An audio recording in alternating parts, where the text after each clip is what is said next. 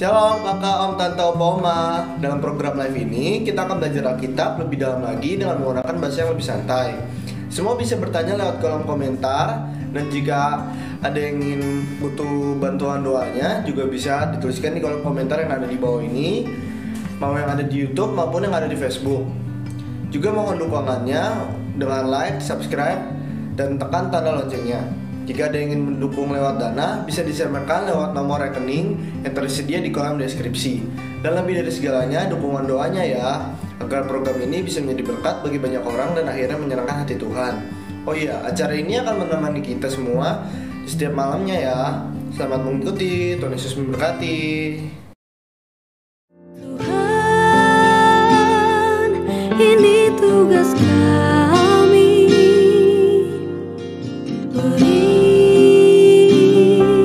Keberanian bagi kami. Shalom semuanya, senang bersama dengan saudara pada malam hari ini. Di hari Minggu ya, malam hari ini kita akan coba lanjutkan tadarusan Alkitab kita. Dan di malam hari ini kita akan ngebahas soal Ibrani pasal keempat. Nah, problemnya di Ibrani pasal keempat ini cuma ada 2 perikop, dan satu perikopnya itu berhenti di tengah dan dilanjutkan di Ibrani pasal kelima. Nah, untuk karena itu supaya kita full bisa mendapatkan perikopnya, karena bagi saya Lembaga Alkitab Indonesia sudah membantu ya dengan memberikan penggalan-penggalan dalam perikop-perikop, sehingga sebaiknya ya kalau kita baca Alkitab ya kita full membaca satu perikop utuhnya gitu ya, supaya kita bisa mendapatkan konteks ayat-ayat yang kita baca itu secara tepat, secara benar gitu ya. Jadi, dan kebetulan juga ini hari Minggu, Bapak Ibu sudah beribadah di gerejamu tadi, mungkin juga kedua. Jadi saya tidak akan ambil waktu banyak saudara di malam hari ini. Kita coba dalami Ibrani pasal keempat ini di perikop yang pertama ya. Sebelum kita mulai, kita tundukkan kepala, kita doa. Makasih Tuhan buat malam hari ini, kami mau lanjutkan tadarusan Alkitab kami. Bicara kepada kami, berikan hikmat kepada kami, sehingga apa yang kami baca, kami perhatikan dengan sungguh, kami mengerti dengan sungguh, dan bisa kami hidupi, dan kami imani sungguh di sepanjang sisa hidup kami. Jangan satupun kami yang kau lalui, haleluya. Amin. Saudara kekasih Tuhan, mari kita siapkan Alkitab kita.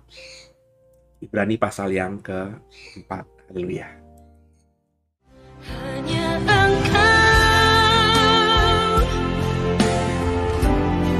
pribadi yang mengenal hatiku, tiada yang tersembunyi bagimu, seluruh isi hatiku kau tahu. Iya, perikop di Ibrani pasal keempat diberikan judul oleh Lembaga Alkitab Indonesia, Hari Perhentian yang disediakan Allah, saudara ya. Jadi kita siapkan hati kita, hanya belasan ayat malam hari ini. Coba kita pelan-pelan kita dalami, saudara ya. Pasal keempat, ayat yang pertama. Sebab itu, baiklah kita waspada, supaya jangan ada seorang di antara kamu yang dianggap ketinggalan, sekalipun janji akan masuk ke dalam perhentiannya masih berlaku. Nah ini menarik nih ya. Jadi janji masuk ke dalam perhentiannya masih berlaku, tapi kita dianggap ketinggalan. Ini kalau pakai bahasa yang mungkin lebih sederhana, kan tempat perhentian itu yang sudah kita bahas di pasal-pasal sebelumnya adalah yang saya tafsirkan sebagai Yerusalem baru ya, tempat kita dalam kekekalan. Dihubungkan dengan orang-orang Israel ketika keluar dari Mesir, tempat perhentian mereka di padang gurun itu ya sebenarnya bukan di bukan di Kades Barnea, bukan di Sinai, tapi di tanah perjanjian, begitu kan? Nah, jangan sampai gitu ya, kasih karunia Tuhan yang masih berlaku pada kita hari ini ya, itu tentang janjinya bahwa kita semua nanti akan bisa masuk dalam sorga, ke dalam Yerusalem baru. Tapi kita hari ini tuh dianggap oleh orang-orang di sekitar kita, ya bisa jadi saudara kita, bisa jadi orang yang bukan saudara kita, yang mengenal kita, yang mengamati kita, kita dianggap ketinggalan gitu.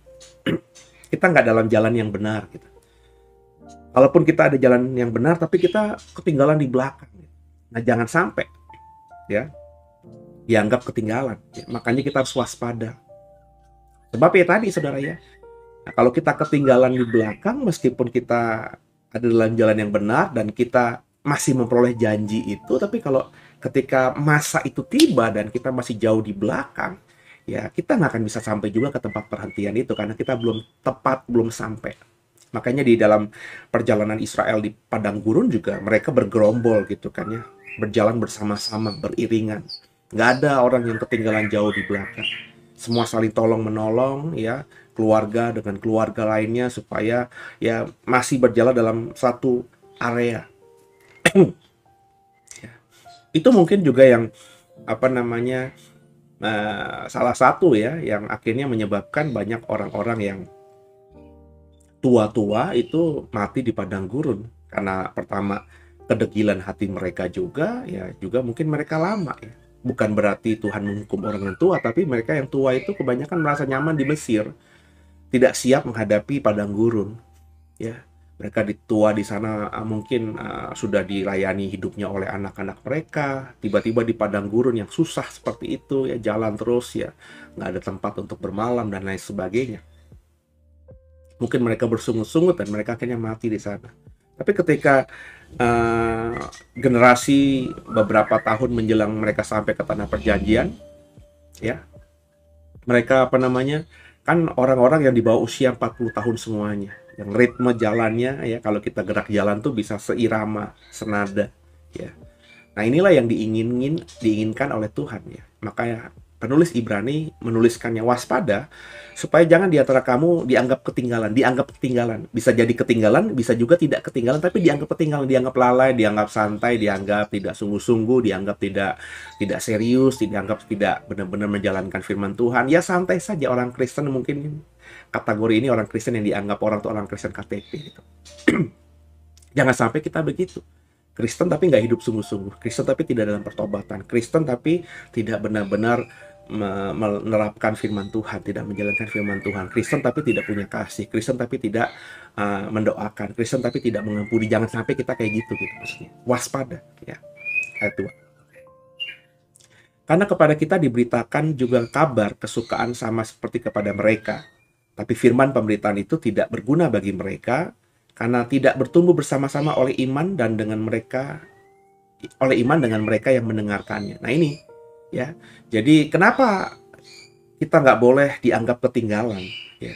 Karena kalau kita ketinggalan, saudara, kita ada di belakang jauh, sedangkan saudara-saudara seiman kita, saudara-saudara yang dalam komunitas kita, entah itu gerejamu kah, entah itu persekutuan doamu kah, entah itu komunitas selmu kah, apapun itu ya, itu kita tidak bergaul dengan mereka karena kita di belakang sekali, kita tidak berinteraksi dengan intim dengan mereka, kita tidak bisa bertumbuh bersama dengan mereka ya. Karena mereka kumpul-kumpul, kesukaan mereka sama, yakni firman pemberitaan. Firman itu membuat iman mereka berubah, firman itu membuat iman mereka bertumbuh, firman itu membuat mereka akhirnya menjadi orang Kristen, kelompok Kristen yang kuat. Tapi kita yang sebenarnya ada dalam kelompok itu, tapi ketinggalan di belakang, nggak pernah join, nggak pernah gabung, nggak pernah bersama-sama, cuma jadi orang yang pasif saja. Nah, kasih Tuhan. Itu kenapa saya bilang kalau kita mau benar-benar hidup dalam Tuhan, ya berkomunitas. Dan kalau berkomunitas itu aktif, bukan pasif. Kalau memang gara-gara aktif kita ada interaksi, ada gesekan, itu hal yang wajar. Namanya juga kita dekat dengan orang yang kita tidak kenal sebelumnya. Ya itu bagian dari pembentukan diri. Ya, saya pun demikian. Sekarang saja karena saya diberikan Tuhan tugas penggembalaan oleh Tuhan, makanya saya tidak lagi pindah kemana-mana atau join dengan mudah ke beberapa komunitas gitu ya, karena saya sudah punya tanggung jawab sendiri. Tapi dulu sebelum ada The Way, ya saya berusaha untuk masuk ya, ketika berada di lingkungan yang baru ya. Saya sudah nyaman dengan gaya saya dulu di gereja yang pertama saya, jadi ya leader anak muda di situ, pemimpin di situ, direspek, dihormatin di situ. Tiba-tiba pindah di gereja yang baru yang memang lebih besar, tapi nggak ada yang kenal saya di situ. Bayangin usia 27 tahun, ya saya ya dianggap beginners gitu sama leader anak muda yang usianya mungkin masih di awal 20-an gitu ya. Dipikirnya mereka mungkin saya tidak punya pengalaman pelayanan, dipikirnya mereka saya orang Kristen baru, padahal saya sudah menjadi pemimpin anak muda di gereja saya sendiri ya. Tapi ketika saya masuk dalam komunitas yang baru, ya saya tidak begitu dianggap gitu loh. Kebetulan aja Tuhan arahkan saya untuk bukan cuma sekedar join, tapi masuk dalam sekolah tinggi teologianya, sehingga dengan bekal itu ya, itu juga akhirnya saya lebih cepat. Meskipun ketika masuk ke sebuah STT itu, di gereja itu saudara, dengan usia 27 tahun, saya juga dianggap ya bagaimana gitu dengan senior angkatan di atas saya yang usianya masih jauh di bawah saya, lulusan SMA 20-21, jauh di bawah saya, nggak punya pengalaman pekerjaan, dari kampung pula. Ya, tapi saya tunjukkan ya dedikasi saya tunjukkan kapasitas saya do the best di situ, sehingga kalau boleh jujur ya boleh dicek sama orang-orang yang kuliah di tempat saya yang S1 saya ya, itu mahasiswa-mahasiswa yang sebenarnya secara angkatan di atas saya itu akhirnya respect ke saya.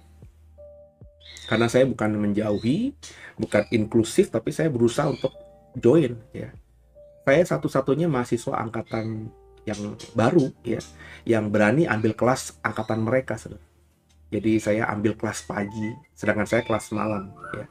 Teman-teman saya itu kelas ya angkatan saya kuliahnya malam, sedangkan ini angkatan pertama tuh pagi, dan semuanya tuh dapat beasiswa dari gereja. Saya angkatan kedua tidak dapat beasiswa, bayar sendiri. Jadi untuk ikut kelas pagi maka saya harus bayar lebih daripada yang harus dibayarkan kalau saya ikut kelas malam. Nangkep saudara ya?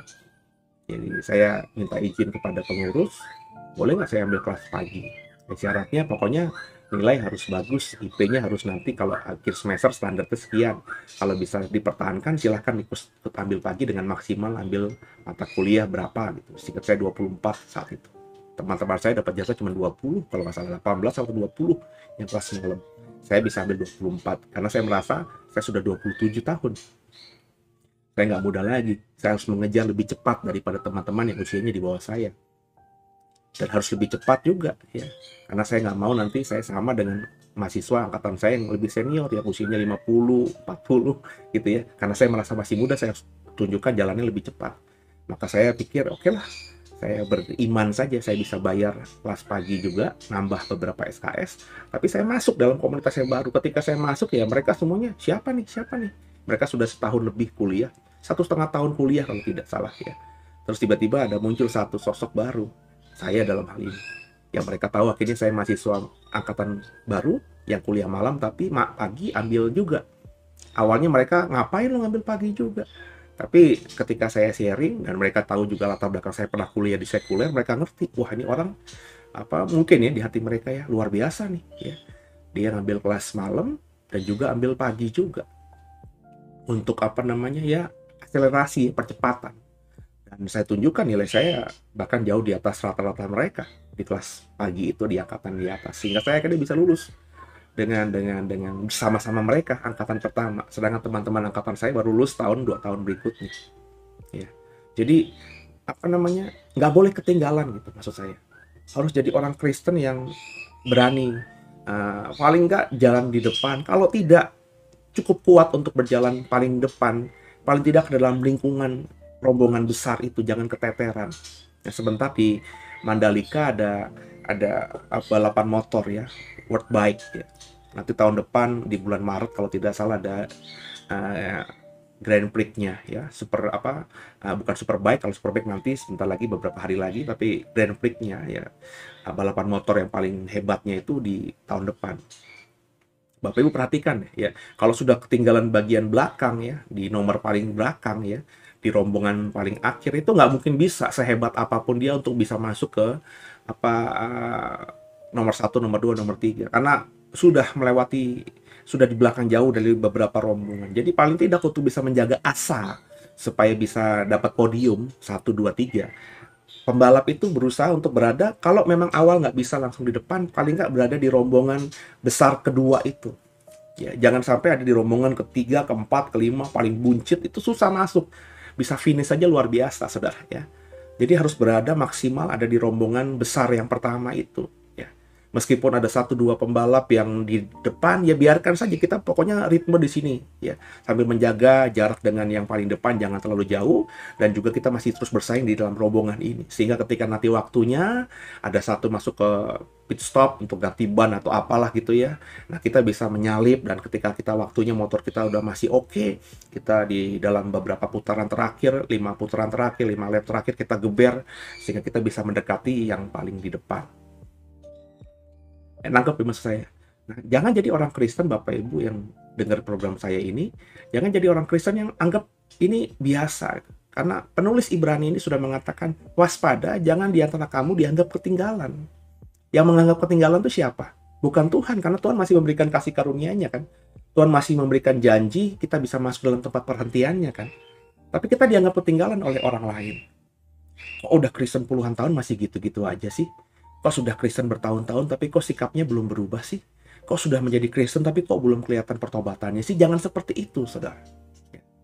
Karena kalau seperti itu, ya saudara susah untuk berada dalam lingkungan yang benar-benar mau bertumbuh bersama-sama. Jadi memang kita harus ada keberanian untuk mengalahkan diri sendiri gitu ya, mematikan daging. Dan yang saya contohkan tadi adalah pengalaman saya.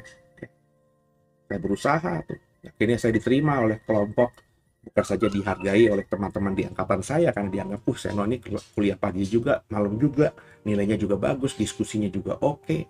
Saya direspek di mahasiswa angkatan pertama juga, saya akhirnya direspek, sehingga saya dengan mudah ketika akhirnya sudah semester udah 2 tahun atau nyaris tahun ketiga ya, saya kuliah di sana, saya satu-satunya calon ini ketua mahasiswa gitu, kayak ketua senat di universitas gitu, tapi kan ini masih cuma beberapa orang ya ketua mahasiswa lah gitu ya. Jadi dipilih ya, secara menang secara secara full, secara utuh ya.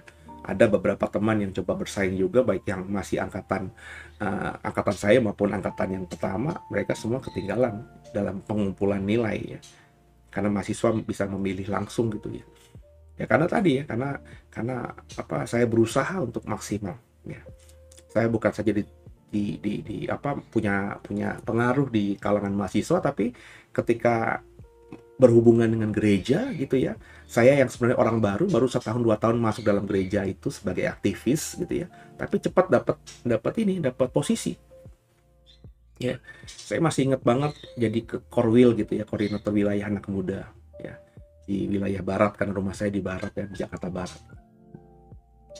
Itu juga di luar ekspektasi saya siapa yang merekomendasi nama saya, tapi paling tidak mereka mungkin melihat gitu ya, bahwa di teman-teman mahasiswa ini ya saya yang termasuk yang paling menonjol, sehingga salah satu alasan itulah mereka menarik saya, sehingga saya akhirnya jadi salah satu pengurus dalam organisasi anak muda di gereja itu ya. Mereka anggap saya mungkin awalnya ini baru mahasiswa, tapi ketika saya berinteraksi dengan mereka, ngobrol, mereka tahu pengalaman saya pelayanan di masa lalu, bahwa saya pernah jadi ketua pemuda di gereja lama, aktif buat apa gitu ya. Mereka tahu juga ternyata saya punya pengalaman juga di kuliah sekuler. Respect mereka ya. Saya tunjukkan semua tanggung jawab saya kerjakan dengan baik ya. Sehingga ketika pergantian pengurusan kaum muda, saya langsung ingat saya dapat posisi itu udah lulus tuh kuliah S1 ya, dapat posisi direktur pendidikan begitu. Bayangin keren nggak? Tapi untuk kalangan anak mudanya ya. Jadi ya, saya diharapkan bisa membuat pendidikan yang kelas-kelas atau bikin ibadah-ibadah yang bisa membangun iman anak muda gitu, gimana itu bagian saya saat itu. Tapi nggak lama tiba-tiba saya harus dipercayakan untuk mengelola sebuah STT. Jadi saya pakai juga. Dan STT di bawah kepengurusan saya berani katakan dia di atasnya tidak, di atas tidak. Itu luar biasa. Kami mandiri. Saya 2,5 tahun lebih, hampir 3 tahun ada di STT itu ya.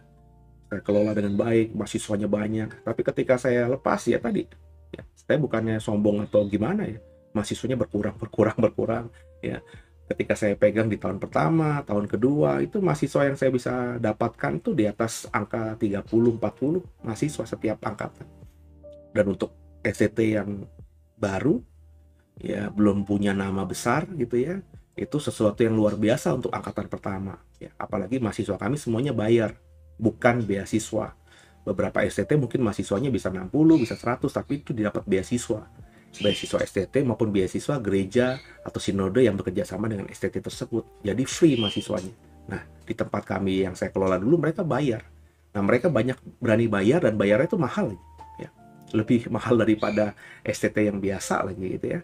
Tapi mereka yakin, kenapa? Karena saya juga mengelolanya dengan baik. Dosen-dosennya semuanya kompeten, punya nama semuanya dalam bidang teologi ya.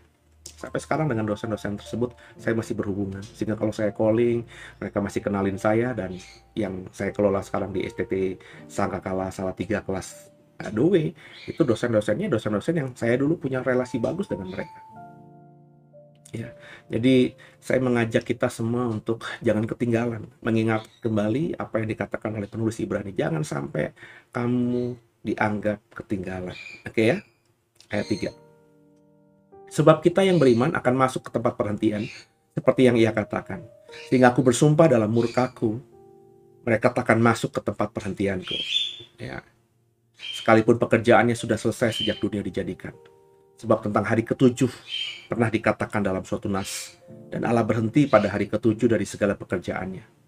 Dan dalam nas itu kita baca, mereka takkan masuk ke tempat perhentianku. Jangan sampai gara-gara tadi kita ketinggalan, kita menganggap remeh ketertinggalan kita menganggap remeh semua itu, kita merasa bahwa janji Tuhan tentang masuk ke dalam tempat perhentian, janji Tuhan bahwa kita akan sampai ke dalam kerajaan surga, janji Tuhan bahwa kita akan masuk dalam Yerusalem baru itu, yang tidak kita hidupi dalam hidup di bumi ini. Kita nyantai saja, jadi orang yang nyantai saja, sehingga nggak ada bedanya Kristen kita dengan orang yang bahkan tidak Kristen sekalipun. Kita orang biasa, orang ngecap kita tuh orang duniawi biasa. Gara-gara itu akhirnya Tuhan berkata, kamu nggak dapat masuk dalam tempat perhentian.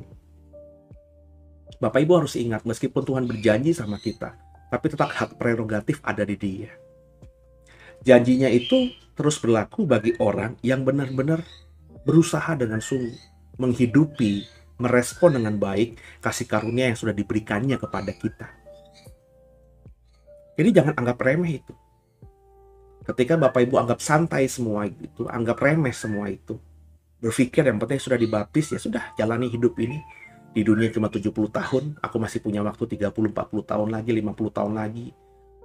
Rasa masih anak muda, ada having fun dulu aja, nanti kalau sudah putih rambut, kita baru nanti akan berusaha hidup berubah, bertobat. Iya, kalau kita sampai di sana. Kalau kita nggak sampai di sana gimana?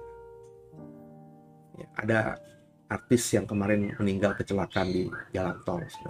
Ya, kita tahu track recordnya, kemarin ditangkap polisi beberapa kali, sempat masuk penjara karena isu prostitusi.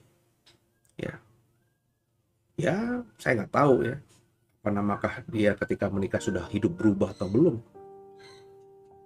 Tapi maksud saya, tiba-tiba ini lagi-lagi nyantai-nyantai, liburan sama suami, sama anak, liburan atau sambil bekerja gitu, keluar kota naik mobil, tiba-tiba hilang nyawanya. Usia masih sangat muda. Ya.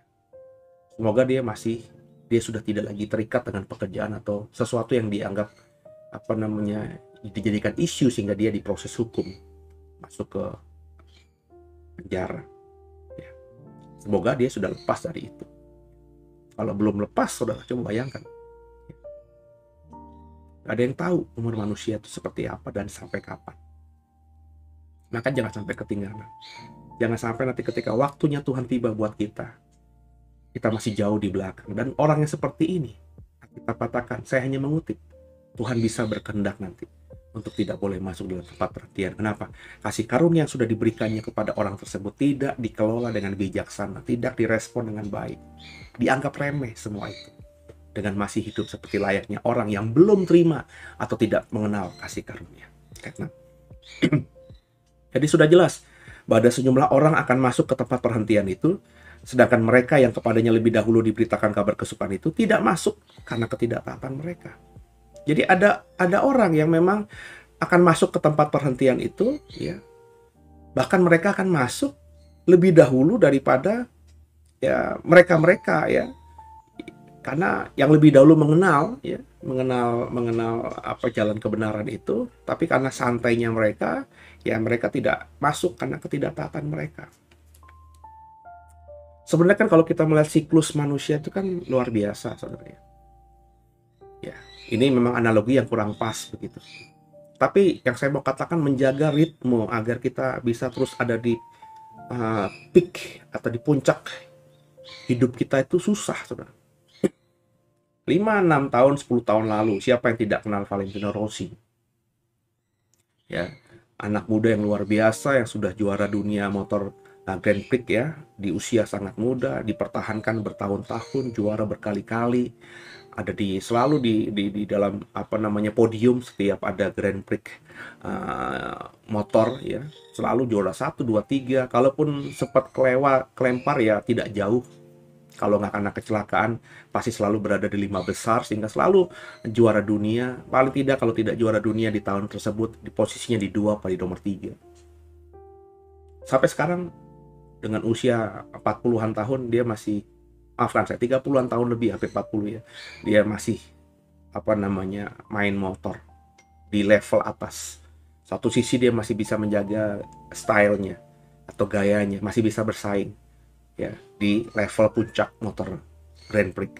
Tapi dalam kompetisi ya sudah tidak bertaring lagi, saudara. Ya, motor yang digunakan sudah motor yang tidak kelas atas, sehingga masuk podium saja tidak pernah di tahun ini seingat saya. Ya, ini karena faktor usia. Ya, maksud saya, saudara, untuk bisa menjaga sampai peak yang tertinggi di seluruh hidup kita tuh sulit.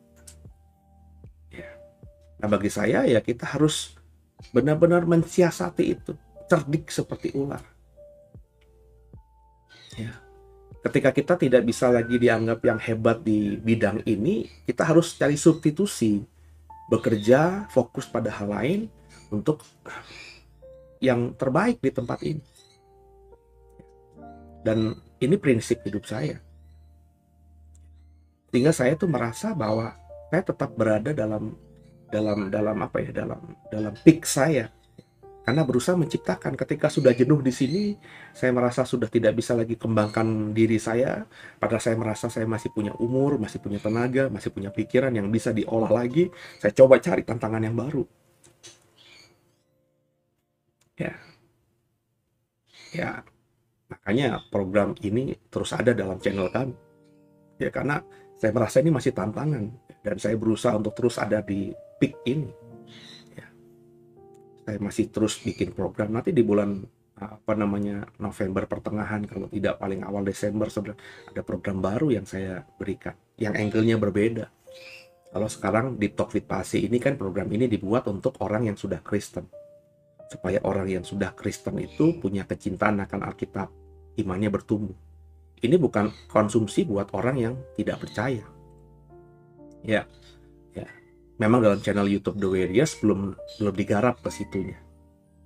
Kita masih fokus pada untuk orang Kristen. Karena bagi saya, orang Kristen saja imannya masih banyak belepotan, saudara. Nah, ini harus jadi pangsa pasar dulu yang harus digarap dulu. Ya. Buat apa kita membuat program kalau bagi saya ya, untuk menjangkau orang yang belum Kristen, sedangkan ketika mereka nanti jadi Kristen, kita nggak punya wadahnya. Jadi saya buat wadah ini dulu. Nah, ini bagi saya mungkin dalam tahun ini sudah matang ya. Nanti baru saya sedang rencanakan dan sudah saya coba recording ya, program-program yang untuk menjangkau orang yang bukan Kristen. Kalau menjangkau orang yang bukan Kristen dengan aturan-aturan yang ada sekarang ini, undang-undang ITE ya, terus juga ada celah kita bisa nanti dianggap mencemari agama lain ya, kita harus bijaksana kan. Ya, saya coba bikin program yang memang nanti program ini bukan untuk konsumsi orang Kristen. Nanti kalau Bapak Ibu dengarkan atau sudah lihat program itu, Bapak Ibu pasti nanti dalam hati, kok Pak Seno bikin program begini sih? Kok nggak berani sih nunjukkan Yesusnya gimana gitu? Kok kayaknya bersembunyi dengan kata-kata yang normatif gitu. Nah itu ya, karena memang tujuannya bukan buat saudara program itu nanti dibuat, buat orang lain yang belum kenal Kristen. Nah, mereka harus disentuh dulu dengan apa? Dengan logika yang baik, dengan kata-kata firman Tuhan yang dibalut dengan kata-kata yang diterima oleh komunitas di luar Kristen. Ya. Nah, sampai mereka akhirnya digerakkan, diubahkan, nanti kita bikin program lainnya masuk dalam untuk menjangkau orang-orang ini supaya mereka tahu kenapa saya bisa begini, kenapa The Way bisa begini, kenapa orang Kristen begini. Nah, dikenalkanlah jalan itu. Nah, ini kan harus ada proses panjang, saudara. Ya, terlebih program yang dibuat di YouTube ini bisa program yang everlasting. Kalau YouTube masih ada ya, sampai 20 tahun lagi, 30 tahun lagi kan pertinggalnya tetap ada, masih bisa dinikmati gitu oleh orang yang nantinya mungkin setelah saya mati, kalau YouTube masih ada, oleh anak cucu saya gitu. Nah, harus dibikin ya portofolionya ya, platformnya atau kurikulumnya. Nggak bisa langsung blak tibluk blabluk. Waduh saudara, kalau maafkan saya respect dengan hamba Tuhan yang kena kasus hukum gara-gara imannya. Tapi kalau saya perhatikan itu masuk ranah hukum ya, di penjara karena imannya itu bagi saya, maafkan saya saudara, maafkan saya, kita boleh berbeda pendapat kan, itu kayak karena kurang bijak saja ya. Ya, ngomongin tentang iman orang lain, iman masa lalunya, agama lamanya ya, jelek-jelekin tanda kutip lah gitu ya, kepada komunitas Kristen tempat sekarang dia ada, tapi direkam, diupload di YouTube, diupload di sosial media. Ya itu menyakitkan kan. Makanya kalau misalnya Bapak Ibu memang punya background pengetahuan karena dulu agamamu bukan Kristen dan punya pengetahuan di sana, dan itu mau kau pakai untuk memberikan ilustrasi kah, contoh kah dalam pelayananmu hari ini, ya harus bijaksana. Kalau kita diundang komunitas gereja atau kau khotbah di gerejamu, karena kau sekarang sudah gembala, ya khotbah di gereja tanpa harus di-shoot. Sehingga komunitasnya konsumsinya hanya konsumsi terbatas, kalangan sendiri. Tapi kalau sudah di-share ya di sosial media, itu bukan untuk kalangan sendiri, saudara. Nggak bisa. Orang lain bisa lihat kok. Dan itu bisa masuk ranah tadi, pencemaran agama. Dan itu ada undang-undangnya, dan itu jelas kata Tuhan.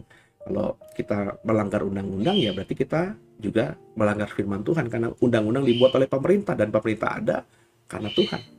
Kan begitu, saudara. Nah, makanya harus cerdik tadi. Ya. Ya. Apakah kita untuk mempertobatkan orang harus dari agama lain harus menjelek-jelekan agamanya? Kan tidak harus. Harus step by step, itu harus diperhitungkan. Itu bukan berarti kita kecut, bukan berarti kita nggak berani. Ya, kalau orang kenal saya nggak berani nuduh saya tidak menginjil, karena orang yang dekat saya tahu bagaimana saya menginjil, bagaimana saya memenangkan orang, bagaimana bahkan jemaat The Way ada. Ini kebanggaan saya, jemaat The Way ada. Saya tidak ngambil jemaat orang, pekerja-pekerja yang ada di The Way itu saya tidak ngambil atau tidak mencuri pekerja jemaat gereja lain, nggak ada. Yang jadi pekerja di gereja kami itu, saudara ya, itu benar-benar semuanya yang dari awal itu hanya jemaat awam yang nggak ngerti pelayanan itu apa ya. Datang ke gereja cuma hari Minggu, bahkan beberapa mereka doa itu belum lancar, nggak bisa baca Alkitab, itu buka ayat kadang-kadang bingung di mana ayatnya.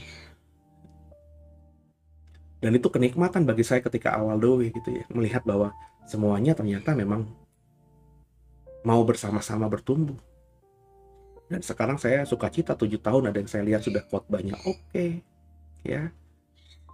Ada yang pelayanannya oke. Ada yang kalau pelayanan nggak lagi saya suruh-suruh, saya minta-minta, mereka kerjakan bagian mereka sendiri. Itu kan luar biasa, saudara ya. Jadi ada kecerdikan yang harus dimiliki untuk menjangkau orang di luar sana ya. Kalau kita masuk penjara, saudara, apakah kita bisa benar-benar menyenangkan hati Tuhan? Saya kadang-kadang geli juga dengar kesaksian ada banyak hamba Tuhan kata masuk penjara terus penjaranya menjadi Kristen semuanya. Nggak ada ceritanya, saudara. Saya kan punya jaringan, saudara ya. Ada hamba Tuhan katanya masuk ke penjara ini semuanya dipertobatkan. Saya tanya sama pendeta di sana, pendeta gereja tersebut, aktivis di gereja itu. Ya, orang ini memang pelayani ya, tapi nggak mungkin ada 1-2 yang akhirnya bertobat ya. Tapi nggak semuanya. Dan bukan berarti mereka berani mengabarkan Injil membabi buta. Jadi ini kadang-kadang kita tuh terbuai dengan kesaksian-kesaksian gombal, saudara ya. Kesaksian-kesaksian hiperbola, maafkan saya. Dan orang suka dengar-dengar kayak gini. Padahal ketika kita cek, apa susahnya ngecek sih? Ya kalau ada pendeta nanti nih habis masuk penjara karena pencemaran agama lain gitu ya. Terus di penjara 2 tahun, 3 tahun gitu. Kita nggak kenal dia. Terus tiba-tiba keluar, oh saya di penjara itu puji Tuhan tuh jalan saya. Saya mempertobatkan 100 orang. Kan tinggal dicek aja bener apa enggak. Mempertobatkan tuh sampai gimana? Kalau bagi saya ukuran mempertobatkan itu sampai dibaptis. Kalau dibaptis kan kelihatan. Ya, gimana? Di mana? Siapa? Nanti nggak cek aja. Dan di setiap lapas itu kan ada gereja, ada pendetanya, ya, yang mengkoordinir. Tinggal tanya aja apa ada nggak pertumbuhan jemaat di gereja itu selama orang yang aku hamba Tuhan ini ada di sini yang katanya mengaku mempertobatkan 100, 200 orang, 1000 orang di lapas itu. Kan bisa dicek, saudara. Tapi orang Kristen nggak suka ngecek itu. Pokoknya amin aja. Begitu mudahnya mengamini dan mengagumi kesaksian orang, padahal kesaksian itu sebenarnya palsu, saudara. Jadi saya mengajak saudara untuk benar-benar menjadi orang Kristen yang dewasa. Ya, ayat 7. Sebab itu ia menetapkan pula suatu hari, yaitu hari ini. Ya. Perhatikan baik-baik, yaitu hari ini, ketika ia setelah sekian lama berfirman dengan perantaran Daud seperti dikatakan di atas. Pada hari ini jika kamu mendengar suaranya, jangan keraskan hatimu. Kembali ditekankan seperti yang di pasal-pasal sebelumnya oleh penulis Ibrani ditekankan. Jangan keraskan hatimu. Hari ini jika kamu mendengar firman-Nya, jangan keraskan hatimu. Hari ini, saudara yang ikut Deep Talk pasti di minggu malam ini, saya mengutip penulis Ibrani katakan, jangan sampai kau dianggap ketinggalan. Saya sudah terjemahkan, saya sudah tafsirkan maksudnya apa. Jangan kau keraskan hatimu. Jangan habis dengar program ini, kau jadi orang Kristen yang tetap aja begitu. Gitu. Maka hubungi gerejamu, hubungi pendetamu, hubungi penatuamu, diakenmu, aktivis gereja. Tanya sama mereka, saya punya kelebihan ini, apa yang saya bisa bantu dalam pelayanan di gereja ini. Ya. Oh, saya senang banget, saudara. Ya. Apa namanya? Sudah muncul di tempat kami yang tidak seberapa besar ini. Ya. Ada orang-orang yang apa namanya? Kalau misalnya lagi diberkati dengan dana gitu ya, dia hubungi saya, Pak, saya dapat berkat sekian, saya mau persembahkan buat Tuhan.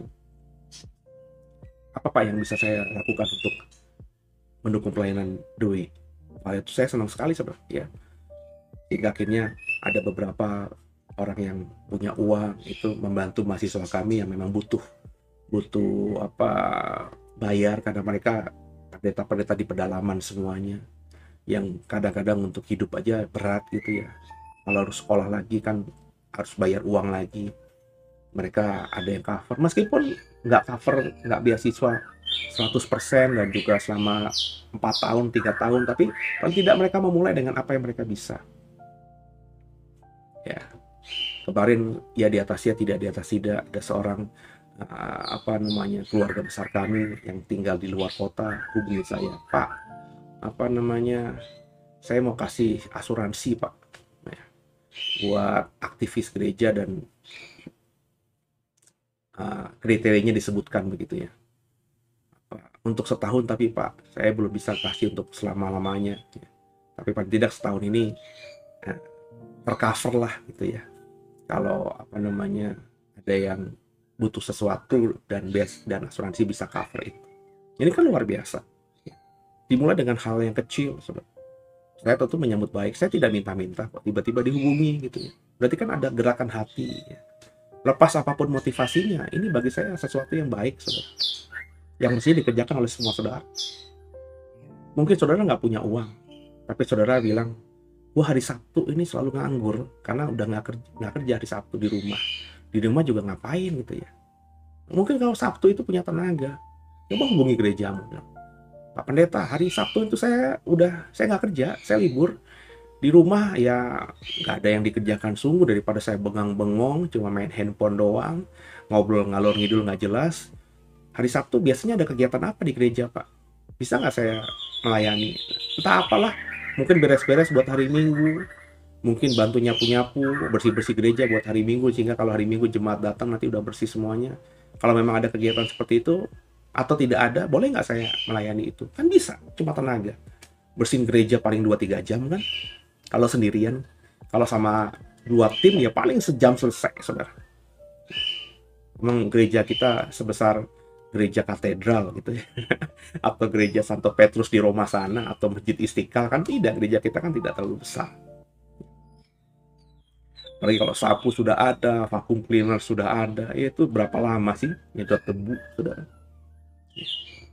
Jadi coba kita mulai belajar untuk memberikan yang terbaik supaya kita nggak ketinggalan tadi, saudara ya. Jangan keraskan hatimu ketika kau dengar ini.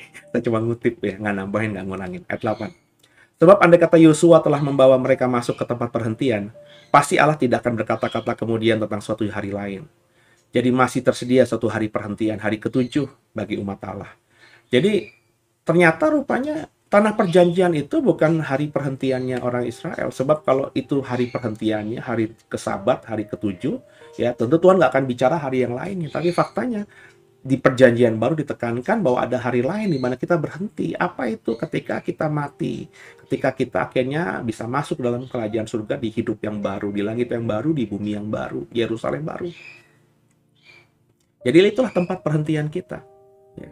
Di sana kita nggak perlu kerja lagi, nggak perlu susah payah lagi, karena semuanya sudah tersedia dan kita menjadi setara, sama, ya, dengan siapapun yang ada di sana. Kita satu roh dengan sungguh dengan Tuhan yang menciptakan segala-galanya. Sebab barang siapa telah masuk ke tempat perhentiannya, ia sendiri telah berhenti dari segala pekerjaannya. Tuh perhatikan, sama seperti Allah berhenti dari pekerjaannya. Kita nggak akan lagi ada di Yerusalem baru penginjilan lagi. Nggak ada beban lagi untuk mau menginjili siapa, melayani apa. Nggak ada doa lagi di sana juga, kalau kita udah ketemu Tuhan muka dengan muka. Ya, nggak ada lagi pergumulan apapun. Ya. Semuanya indah, semuanya damai sejahtera, semuanya sukacita. Memang nggak bisa dibayangkan lah. Karena tentang sorga itu bagi saya ya nggak bisa dibayangkan dengan kata-kata manusia. Jauh lebih indah. Maka satu-satunya cara supaya kita bisa mengetahui sorga itu seperti apa ya kita sampai di sana nanti, bukan sekarang, nanti. Sekarang ini saya hanya paling bisa menjabarkan apa yang di Alkitab katakan, yang ada di kitab Wahyu, ya, cerita Tuhan tentang sorga, ya hanya sebatas itu, minim. Bahkan orang yang punya kesaksian sudah naik ke surga, itu pun tidak akan saya percayai 100%, ya. Karena namanya kesaksian tadi, saudara, ya. Ada yang mengatakan sudah naik ke surga, ada kaki kiri, kaki kanan. Saudara, saya juga baca doang buku-buku itu. Banyak kan kesaksian dari orang luar yang diterjemahkan dalam bahasa Indonesia. Ada juga ada tafsiran kesaksian orang luar yang saya dapatkan bukunya, ya buku kesaksiannya, tapi belum diterjemahkan dalam bahasa Indonesia. Saya baca, ya saya diberkati, saya bersyukur, ya. Tapi tidak saya pakai itu sebagai keyakinan saya, tidak saya pakai itu untuk saya ngajar saudara, karena namanya kesaksian. Apalagi orang yang bersaksi itu ada yang dari Korea, dari Eropa Timur, dari Eropa Barat, dari Amerika, yang saya nggak kenal dia siapa gitu. Jadi saya hanya baca saja dan saya bersyukur, ya, puji Tuhan. Kesaksian ini semoga benar dan memberkati banyak orang. Udah selesai, ya. Kayak kesaksian Heavens Israel gitu ya. Itu kan kesaksian yang luar biasa, ya. Soal gambar muka Yesus itu kan juga kesaksian luar biasa. Tapi saya tidak pernah mengatakan bahwa itu yang benar, ya. Meskipun saya agak meyakini muka Yesus yang sekarang ini banyak dipasang di mana-mana gitu, itu bukan yang sebenarnya. Saya lebih cenderung cocok dengan misalnya gambaran lukisan wajah Yesus yang sesuai dengan buku Heaven Israel itu, Heaven Israel itu, ya. Dia melukiskan muka Yesus seperti orang Timur Tengah kebanyakan, tidak putih, cenderung hitam, rambutnya ikal, ya itu seperti orang Timur Tengah, asli Timur Tengah kan, ya. Jadi bukan orang Arab juga, orang benar-benar orang yang tinggal di wilayah namanya Palestina sekarang. Ya seperti itulah gambarannya, ya. Tapi apakah itu saya khotbahkan di mana-mana? Ya nggak juga, karena siapa yang tahu muka Yesus yang sebenarnya. Tapi saya pernah melihat, Pak, mukanya dia benar-benar ketika menjumpai saya di rumah. Ya pertanyaan saya, yang kau jumpai itu Yesus yang benar atau sekedar malaikat Tuhan atau siapa gitu? Ya, jadi yang sebenarnya ya kita nanti bisa lihatnya di surga gitu. Jadi ada tempat perhentian buat kita, saudara, ya. Maka sampailah di situ, ya. Ayat berikutnya. Ayat 11. Karena itu baiklah kita berusaha untuk masuk ke dalam perhentian itu, supaya jangan seorang pun jatuh karena mengikuti contoh ketidaktaatan itu juga. Sebab firman Allah hidup dan kuat dan lebih tajam daripada pedang bermata dua manapun. Ia menusuk amat dalam sampai memisahkan jiwa dan roh, sendi-sendi dan sumsum. Ia sanggup membedakan pertimbangan dan pikiran hati kita. Dan tidak ada makhluk pun yang tersembunyi di hadapannya. Sebab segala sesuatu telanjang terbuka di depan mata dia, yang kepadanya kita harus memberikan pertanggungjawaban. Jadi akhir dari perikop ini menjelaskan bahwa kita harus jadi orang Kristen yang benar-benar sungguh. Jangan pakai topeng, jangan munafik, jangan bermuka dua. Jangan antara hati, pikiran, dan tindakan itu berbeda. Kenapa? Karena pedang firman Tuhan itu lebih tajam dari pedang bermata dua. Dikatakan dia bisa menusuk sangat dalam, bisa memisahkan jiwa dan roh, sendi-sendi dan sumsum. Bayangin, saudara, sendi-sendi dan sumsum. Sendi itu kan aliran darah gitu kan, dan sumsum itu bisa dibedakan. Pisau mana bisa memisahkan itu semuanya dengan bersih? Hanya firman Tuhan. Dia bisa membedakan pertimbangan pikiran hati kita. Nggak ada yang tersembunyi di hadapan Tuhan. Semuanya telanjang, terbuka. Ya. Karena itu kita harus memberikan pertanggungjawaban hidup kita dengan benar. Maka jangan bermain-main dengan Tuhan.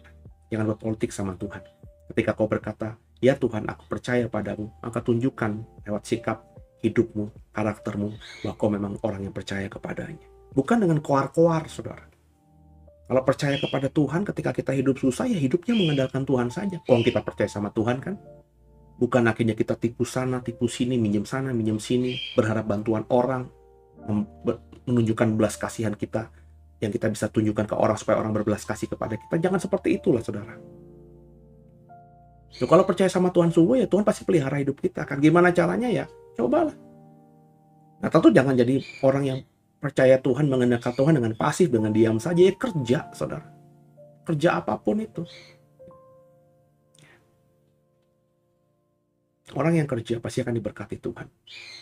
Firman Tuhan sudah mengatakan, kalau mau makan kerja. Bukan minta-minta. Bukan berharap belas kasihan orang. Bekerja. Kecuali kalau memang tidak punya kemampuan untuk bekerja, sakit parah, harus di tempat tidur, lumpuh dan sebagainya. Ya, tapi kalau kamu masih sehat, masih bisa jalan, masih bisa bekerja, tangan kamu bisa bergerak, kaki bisa bergerak. Ada banyak pekerjaan di luar sana yang bisa memberkati kita. Terlebih ketika kita mengandalkan Tuhan, berkat kita bawa pulang akan berganda-ganda. Ya saudara ya, jadi kerjakan ini, lakukan ini, ya, jangan bermuka dua. Ya. Ingat Tuhan itu bisa melihat kita dengan telanjang, maka jadilah orang Kristen yang benar-benar bisa mempertanggungjawabkan semua yang kita pikirkan, semua yang ada di hati kita, semua yang kita lakukan. Ya, karena Tuhan hakim yang adil itu, ya, bisa memberikan punishment kepada kita, bisa memberikan reward kepada kita, sesuai dengan apa yang memang kita lakukan. Semoga diberkati, Tuhan Yesus memberkati semuanya. Banggaku punya Bapa sepertimu, yang tak pernah meninggalkanku. Tundukkan kepala kita doa. Mengucap syukur Tuhan, pada malam hari ini kami boleh belajar banyak dari Ibrani, dan kami percaya Roh Kudus tolong kami sehingga kami bisa melakukan apa yang difirmankan. Bahwa firman Tuhan hari ini mengingatkan kami nggak boleh ketinggalan, dianggap ketinggalan. Kami harus jadi orang Kristen yang tepat, orang Kristen yang mengekspresikan iman dengan perbuatan yang konsisten, sehingga kami menjadi orang yang benar-benar menyenangkan hati Tuhan. Ampuni salah dosa kami, Yesus Kristus adalah Tuhan Juru Selamat kami yang hidup, dan ke dalam tangan-Mu lah kami serahkan tubuh jiwa roh kami. Haleluya, amin. Tuhan Yesus memberkati semuanya. Selamat istirahat, selamat malam, haleluya.